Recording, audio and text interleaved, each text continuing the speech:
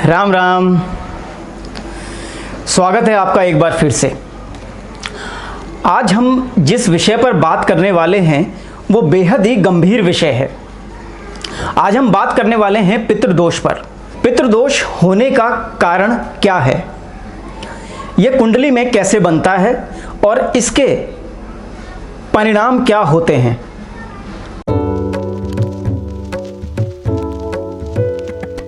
मैंने ऐसा देखा है कि कई लोग श्राद्ध पक्ष, ये जो पितृपक्ष आते हैं, इनका मजाक उड़ाते हैं। कौवे को खाना खिलाया तो क्या हमारे पितरों को खाना पहुंच जाएगा, या कुत्ते के लिए खाना खिलाया तो क्या हमारे पितरों को खाना पहुंच जाएगा। देखिए, सनातन संस्कृति में कोई भी पर्व, कोई भी त्यौहार अवैज्ञानिक नहीं है। हर किसी पर्व के पीछे, हर किसी त्यौहार के पीछे कोई ना कोई वैज्ञानिक कारण, ठोस वैज्ञानिक कारण छुपा हुआ है। इनका मजाक नहीं बनाना चाहिए।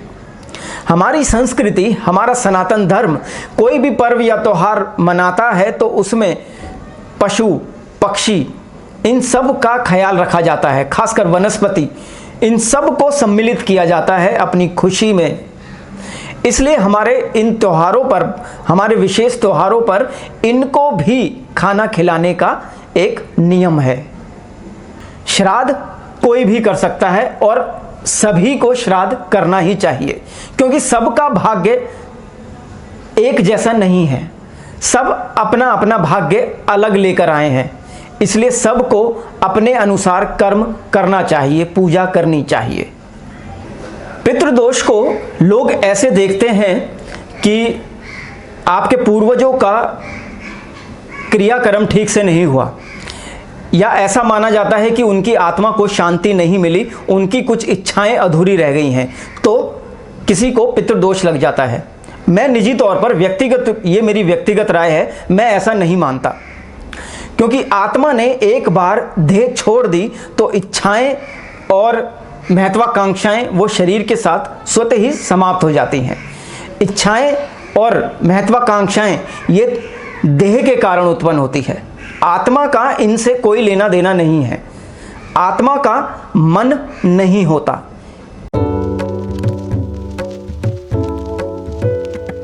मैं यहां पर विशुद्ध ज्योतिषीय पितृदोष की बात कर रहा हूं, जो कुंडली में कुछ विशेष प्रकार के योग के कारण बनता है। जब भी कुंडली में आपका दूसरा, पांचवा, 9वां और 11वां भाव राहु से पीड़ित होगा तो कुंडली में पितृदोष का निर्माण होता है। दूसरा, 5वां, 9वां और 11वां भाव गुरु का पक्का घर है। यदि कुंडली में गुरु के स्थान पर या गुरु राहु से पीड़ित हो जाए तो पितृदोष का निर्माण होता है। यहां हम विशुद्ध ज्योतिषीय पितृदोष की चर्चा कर रहे हैं। कुंडली में दूसरा, 5वां, 9वां और 11वां भाव बहुत महत्वपूर्ण है। दूसरा भाव धन का है, 5वां भाव शिक्षा का है, 9वां भाव भाग्य का है, तो 11वां भाव आय का है, इनकम का है। जिस भी कुंडली में ये 4 भाव अगर पीड़ित हो जाएं तो उसमें संघर्षों का बढ़ना तय है। अगर यही घर दूसरा, 5वां, 9वां, 11वां सूर्य और शनि से पीड़ित हो जाए तो भी पितृदोष का निर्माण करते हैं। इसीलिए गुरु ग्रह को किसी के भी जीवन में इतनी महत्ता दी गई है, क्योंकि गुरु अकेला अगर आप साध लें, अगर आप सुधार लें, अगर आपका गुरु अच्छी स्थिति में है तो वो कुंडली के अनेक दोषों को समाप्त करने की क्षमता रखता है। अगर किसी की कुंडली में पितृदोष है तो उन्हें जीवन पर्यंत धन का अभाव रहेगा। धन संचित करने में उन्हें बहुत कठिनाई होगी। और अगर दूसरा भाव राहु से पीड़ित है, या सूर्य शनि की युति वहां है, या शनि और राहु की युति वहां पर है, तो ऐसे व्यक्तियों को देखा जाता है कि खाने तक के लाले पड़ जाते हैं। बच्चों के स्कूल की फीस भरने में इनको काफी संघर्ष करना पड़ता है। ऐसे लोगों से रिश्तेदार स्वतः ही छूटते चले जाते हैं। अच्छे मित्र उनके जीवन से निकलते चले जाएंगे। ऐसे लोगों को पैतृक संपत्ति का सुख नहीं मिलता, अगर मिलता भी है तो वो उसे संभाल कर रख पाने में असमर्थ होते हैं। अगर कुंडली में पितृदोष है तो ऐसे लोगों को शिक्षा का लाभ नहीं मिलता। शिक्षा के लिए इन्हें बहुत मेहनत करनी पड़ती है, बहुत संघर्ष करना पड़ता है, और उसके बाद भी जो ये कार्य करते हैं वो इनके शिक्षा से बिल्कुल विपरीत होता है। यानी शिक्षा इनके जीविका में उपयोगी नहीं होती। कुंडली में अगर पितृदोष है तो पूरा जीवन संघर्ष में रहेगा। इनके घर परिवार में मंगल कार्य नहीं होते, आसानी से नहीं होते, और होते भी हैं तो मंगल कार्यों में कलह जरूर उत्पन्न होगा, कारण चाहे कोई भी हो। और एक महत्वपूर्ण लक्षण जो है वो कि जब ये सभी घर वाले, परिवार वाले इकट्ठा बैठते हैं तो किसी ना किसी बात पे झगड़ेंगे जरूर, कारण कोई भी हो सकता है। छोटी छोटी बातों पर घर में कलह रहती है, रिश्ते टूटते हैं। अगर कुंडली में पितृदोष है तो आपके घर में अतिथियों का आगमन बहुत कम हो जाएगा, रिश्तेदार आपसे दूर होंगे, रिश्तेदार आपको पसंद नहीं करेंगे, और आपके मन में हमेशा यह प्रश्न रहेगा कि मैं तो रिश्तेदारों के लिए इतना करता हूं या करती हूं, लेकिन फिर भी मुझे बदले में आदर नहीं मिलता, जो सम्मान मुझे मिलना चाहिए वो सम्मान नहीं मिलता। अगर कुंडली में पितृदोष है तो उस परिवार के बच्चों का करियर कुछ खास नहीं रहता, वो जीवन में कुछ खास कर नहीं पाते। अगर परिवार में पितृदोष हो तो परिवार के अधिकांश लोग नशे की तरफ जाते हैं, मांसाहार करते हैं। परिवार में अगर पितृदोष है तो ऐसे परिवारों में विवाह नहीं होता या विवाह में विलंब होता है, और अगर हो भी जाता है विवाह तो वो टिकता बड़ी मुश्किल से है। अगर आपकी कुंडली में पितृदोष है तो ये आप मान के चलें कि आपको हर छोटी छोटी चीज को पाने के लिए एक बड़ा संघर्ष करना पड़ेगा। कुंडली में अगर पितृदोष है तो संतान उत्पत्ति में विलंब होता है। कई बार ऐसा भी देखा जाता है कि दोनों व्यक्तियों की रिपोर्ट्स बिल्कुल ठीक हैं, दोनों बिल्कुल स्वस्थ हैं, लेकिन फिर भी संतान का सुख नहीं मिलता। श्राद्ध पक्ष 1 सितंबर 2020 से प्रारंभ होकर 17 सितंबर 2020 को समाप्त होगा। तो आइए जानते हैं कि श्राद्ध पक्ष में ऐसे कौन से उपाय हम करें जिनसे पितृदोष शांत हो और हमें सफलता मिले।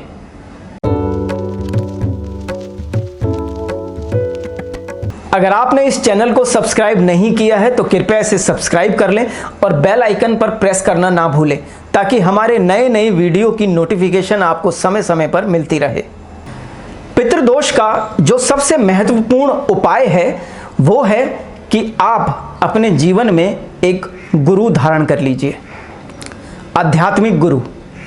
आपके जीवन में एक आध्यात्मिक गुरु अवश्य होने चाहिए, क्योंकि मैं पहले भी बता चुका हूं कि अगर गुरु आपकी कुंडली में एक अच्छी स्थिति में है तो वो आपकी कुंडली के अनेक दोषों को दूर कर सकता है। तो अगर आपके जीवन में एक आध्यात्मिक गुरु हैं तो वो आपके अनेक दोषों को स्वतः ही दूर कर देंगे। जब आप गुरु के सानिध्य में रहते हैं, उनके ऑरा से कनेक्ट होते हैं, तो ग्रहों के अनेक दोष समाप्त हो जाते हैं। अगला उपाय जो पितृदोष को शांत करने के लिए है वो है पीपल के वृक्षों का रोपण। अगर आप अपने जीवन में प्रत्येक वर्ष पीपल का वृक्ष लगाते हैं तो ये पितृदोष को शांत करेगा और आपके लिए सफलता के नए द्वार खोलेगा। आप कोई भी फलदार वृक्ष जनता के लिए लगा दें, और अगर आप ऐसे वृक्ष अपने पैतृक स्थान पर लगा दें तो क्या कहने।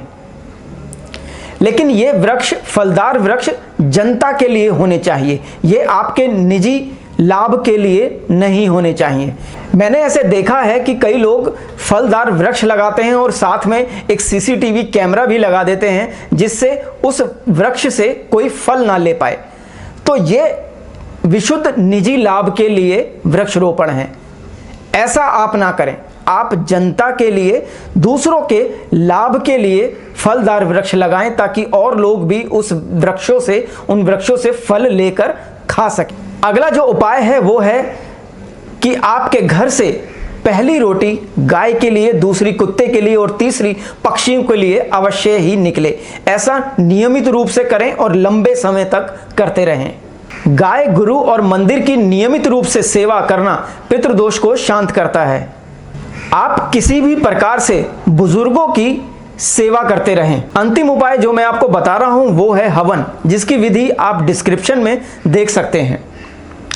अगर आपकी कुंडली में पितृदोष है तो आप ये हवन प्रत्येक अमावस्या को करते रहें और ये हवन आप जीवन पर्यंत करते रहें। कई लोग ऐसा मानते हैं कि पितृदोष तर्पण के बाद समाप्त हो जाता है। गया में तर्पण कर दिया, हरिद्वार में तर्पण कर दिया तो ये समाप्त हो जाता है, जबकि ऐसा नहीं है। पितृदोष यदि कुंडली में है तो वो हमेशा रहेगा और इसका उपाय आपको जीवन पर्यंत करते रहना पड़ेगा। तो ये हवन आप प्रत्येक अमावस्या को करें।